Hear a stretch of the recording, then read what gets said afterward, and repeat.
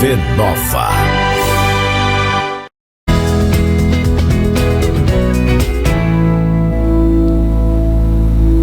Estamos no ar pela sua TV Nova, que coisa boa te ter aqui em mais um sábado com a gente, para você adquirir mais informações mesmo, né, sobre saúde, qualidade de vida, hábitos saudáveis, que é o que a gente sempre traz por aqui. Aproveita que você está aí, pega o teu celular e segue a gente no nosso Instagram, por favor, né? Se conecta mais com a gente, tá? É o @programa Cuide Mais de Você.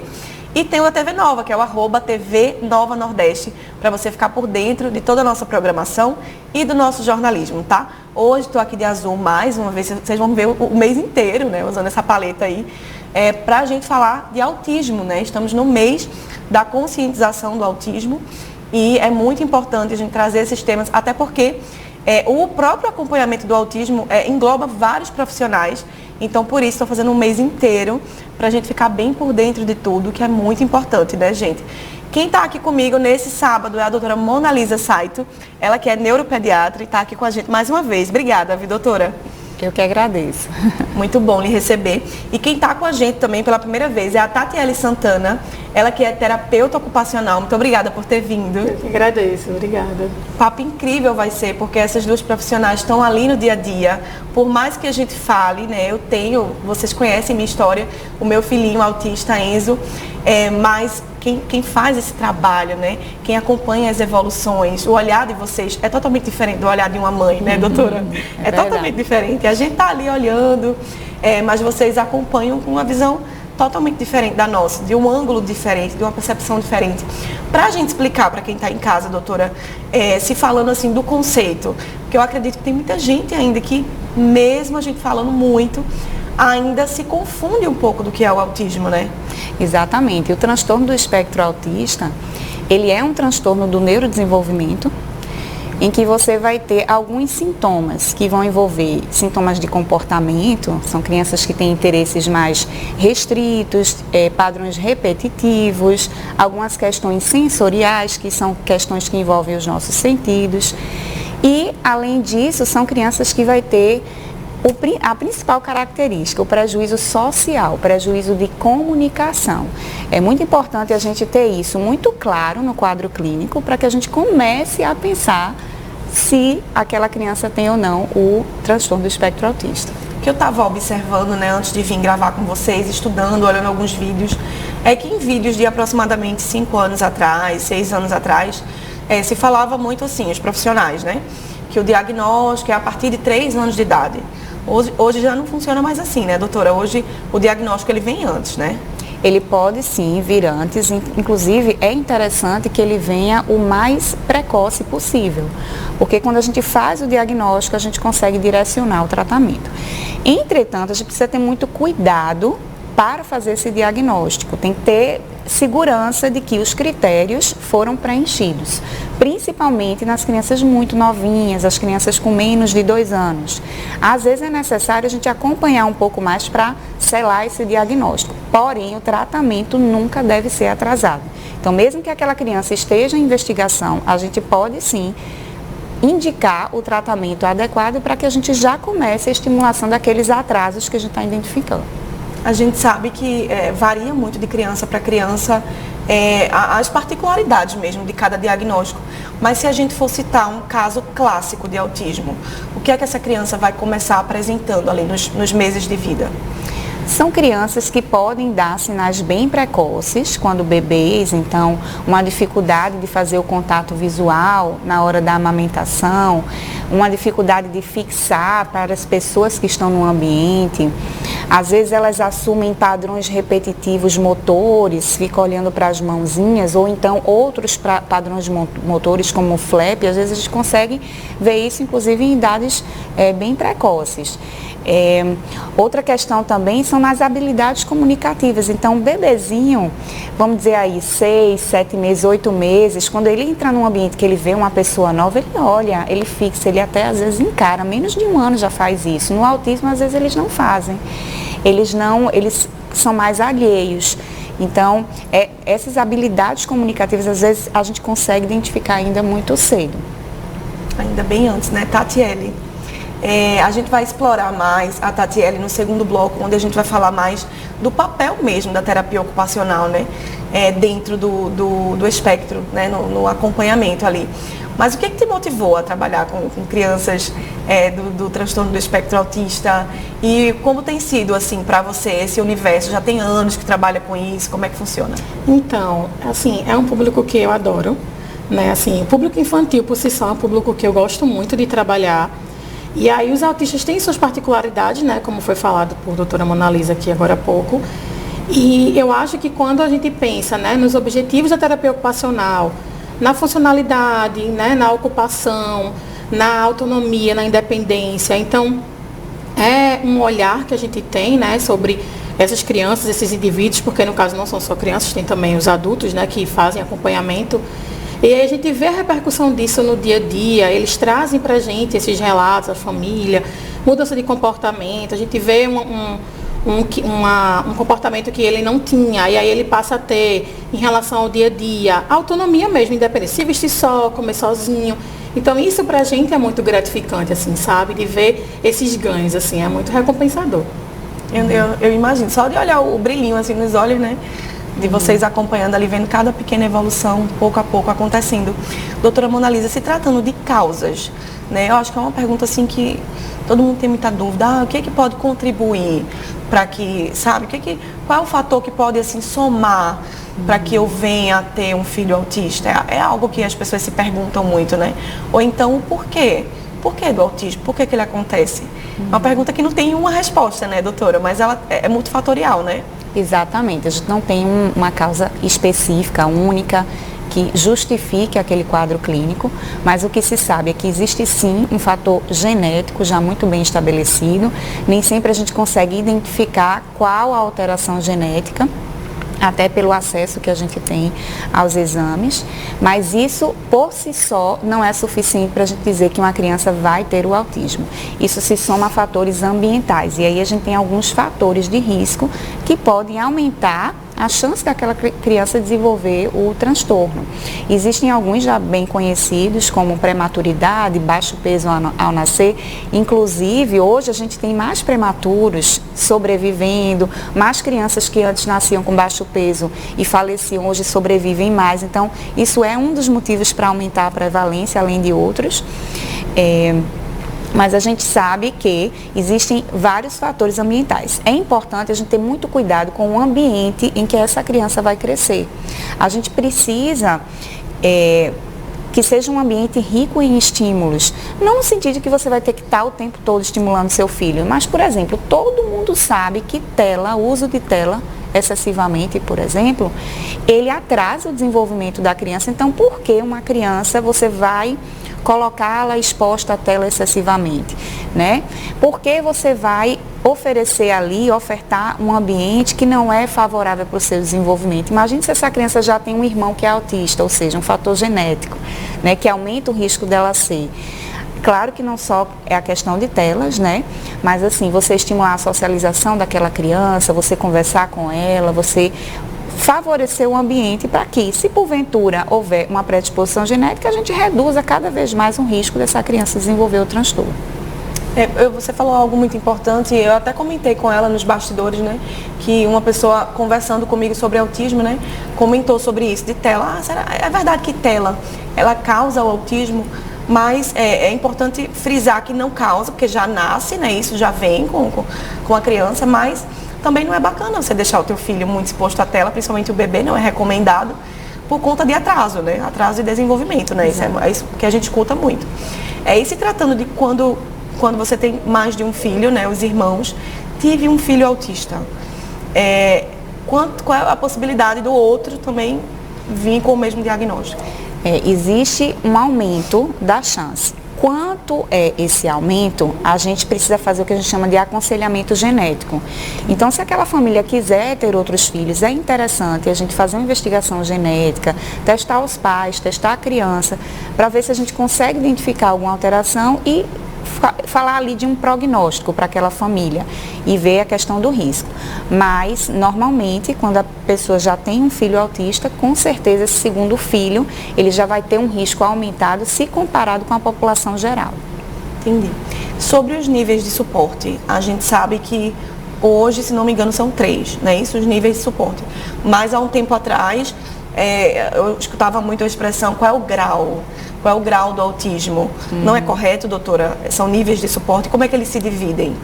Exato. Hoje não se fala mais em grau, se fala em níveis de suporte. A gente tem o nível de suporte 1, 2 e 3 e eles estão relacionados com a dependência que aquela criança tem em relação aos cuidadores, né? Dos cuidadores. Obviamente que a gente vai sempre considerar a faixa etária. Então, por exemplo, uma criança de 2 anos, ela tem dependência em diversas atividades.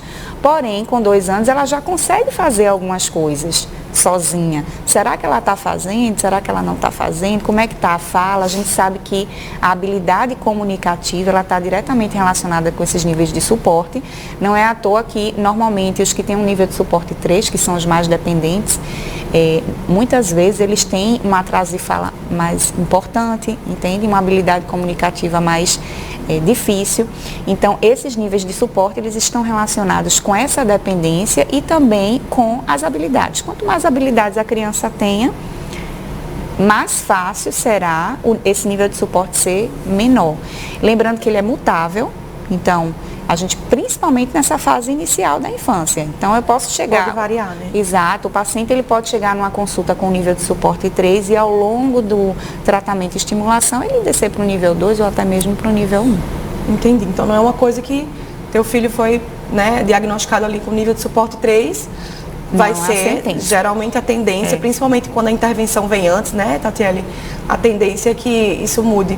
A gente vai fazer o seguinte, eu quero conversar mais, tem um montão de dúvida, mas a gente vai para o intervalo rapidinho e volta, e você não sai daí não, fica aqui com a gente.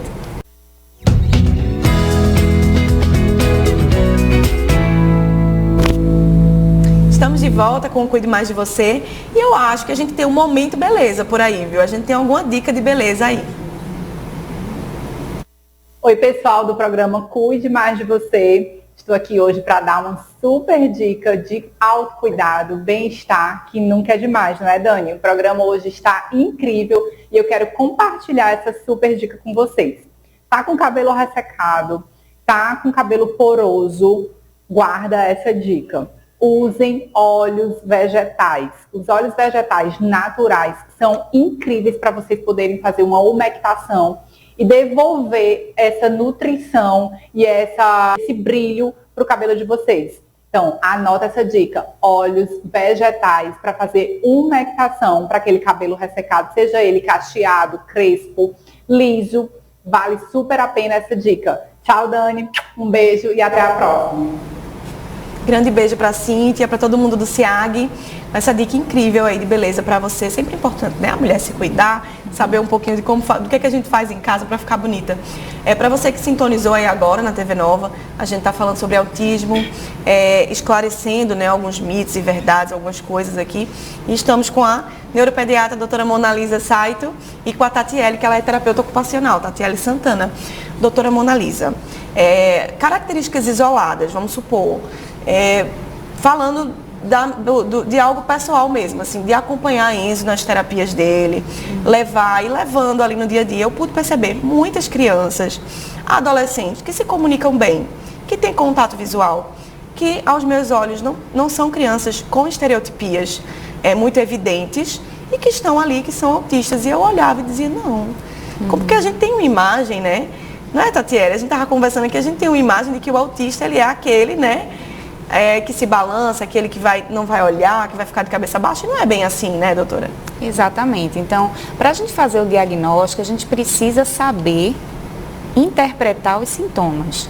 Então, e existem critérios que já são muito bem estabelecidos. Para quem tiver curiosidade, é fácil acessar. Você coloca lá DSM-5 e procura transtorno do espectro autista. Então, lá vai ter o critério A, B, C, D, E. A gente precisa preencher esses critérios. O critério A diz lá, a criança deve ter, ou o adulto, prejuízo de comunicação, de socialização. Então, o prejuízo, ele precisa existir para que a gente, pelo menos, pense nesse diagnóstico e ver se, obviamente, se tem os outros critérios para preencher. Agora, o que é que a gente observa? Aos olhos de uma pessoa mais leiga, que não é o especialista mesmo, Tem crianças com autismo que a gente não consegue perceber esse prejuízo com tanta evidência. E às vezes até no consultório de primeira é difícil.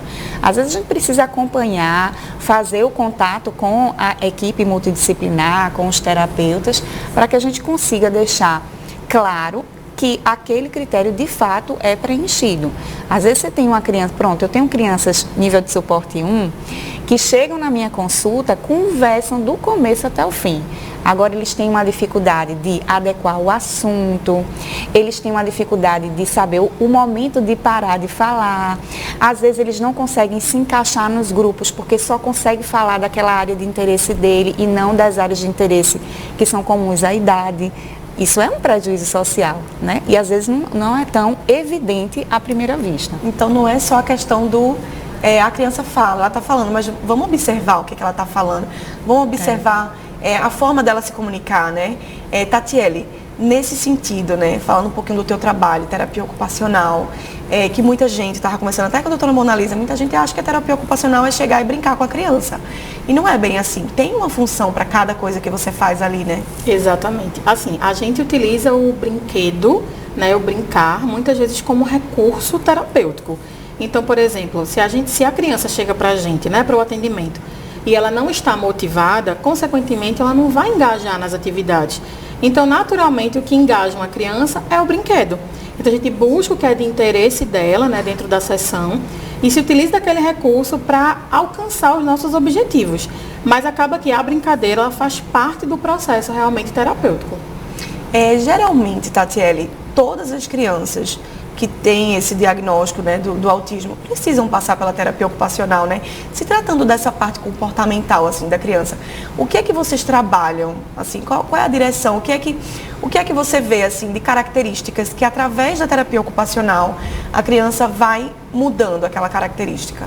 Assim, a gente fala muito da importância da equipe multi, né, no acompanhamento. Então, fono, psicólogo, TO, às vezes físio. Então, cada um vai observar dentro da sua área onde é que aquela criança está com maior dificuldade e todo mundo em conjunto agrega.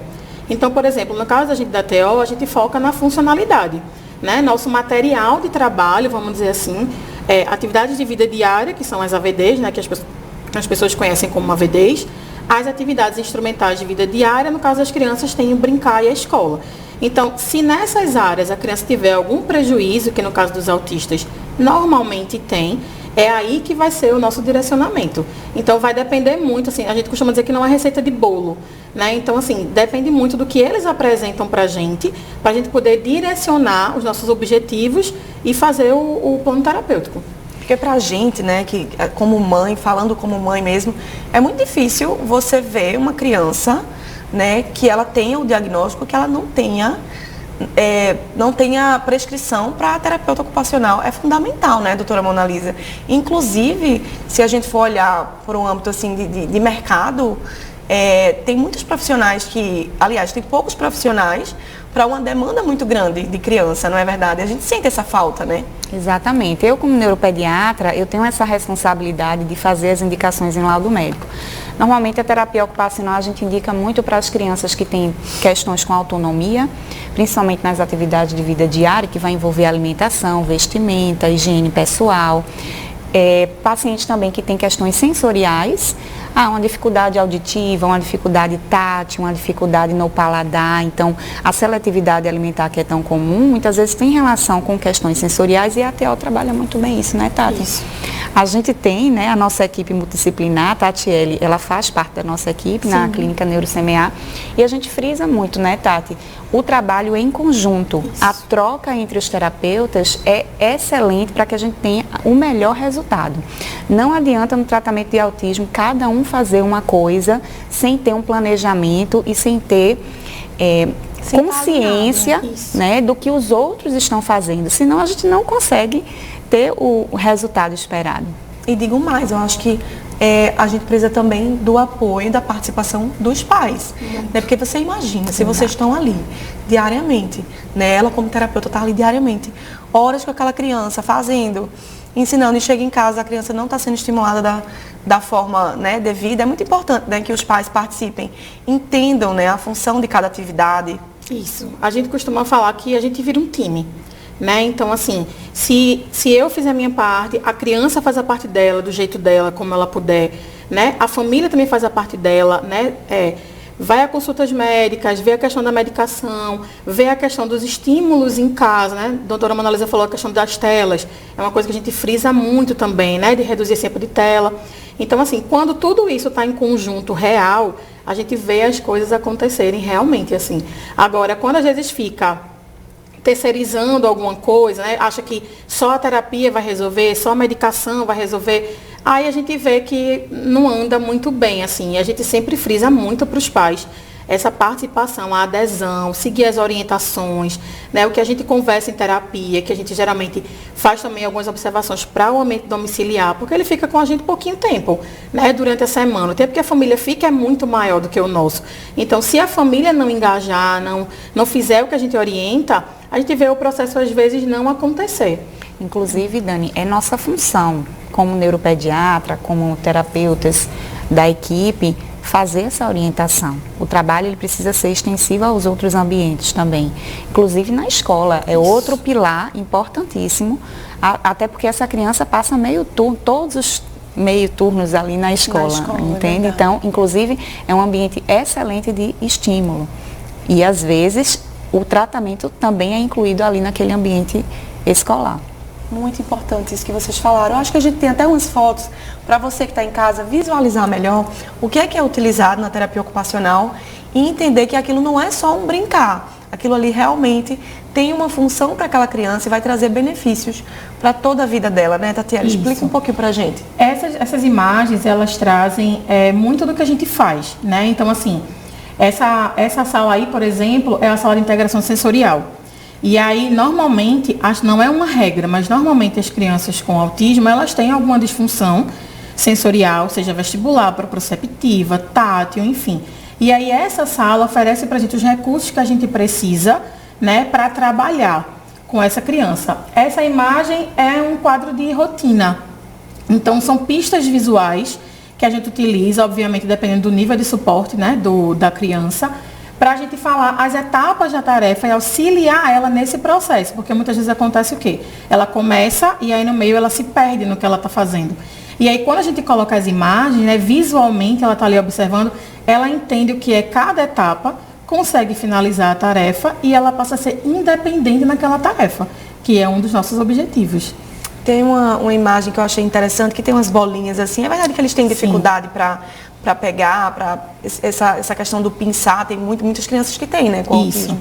Essa imagem mostra isso, exatamente. E aí, às vezes, entra habilidades relacionadas à coordenação fina, coordenação motora fina, até a própria questão de força mesmo, né, do pinçar, que vai interferir muitas vezes lá na frente em espremer uma pasta de dente, utilizar o lápis, utilizar a borracha.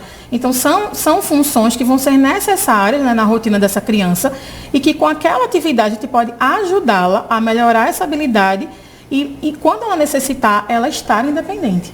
Muito bacana. Veja muito como bacana. É importante tudo isso, né? Imagine como é que uma pessoa adquire autonomia se ela não tiver habilidades básicas de autocuidado, de alimentação, de vestimento. Isso é o básico para uma pessoa se cuidar, entende? E no tratamento para o autismo, a gente sempre faz esse planejamento, né, Tati?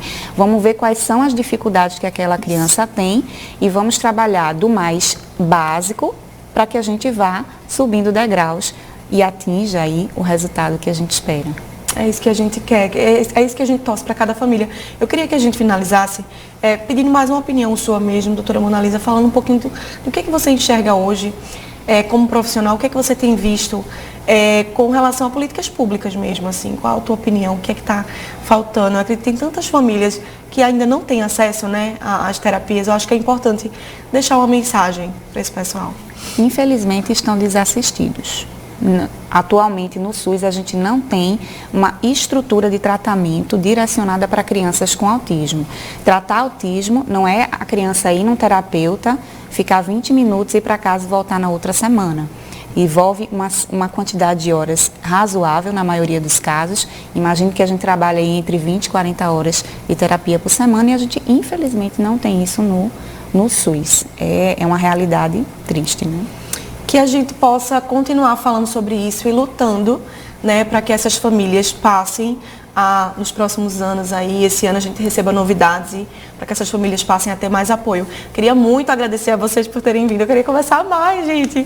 Muito bom. Obrigada, doutora Monalisa, por ter vindo. Muito obrigada também, Dani. Sempre é um prazer falar sobre autismo aqui com vocês. Grande beijo para todo mundo da NeuroCMA. Obrigada, Tatiele. Eu que agradeço. Foi maravilhoso. Foi maravilhoso lhe conhecer. Muito maravilhoso. Obrigada. A gente vai ficar conversando por aqui nesse sábado e para você, a gente deseja um final de semana abençoado, viu? Um grande beijo. Fica com Deus, TV Nova em todo lugar.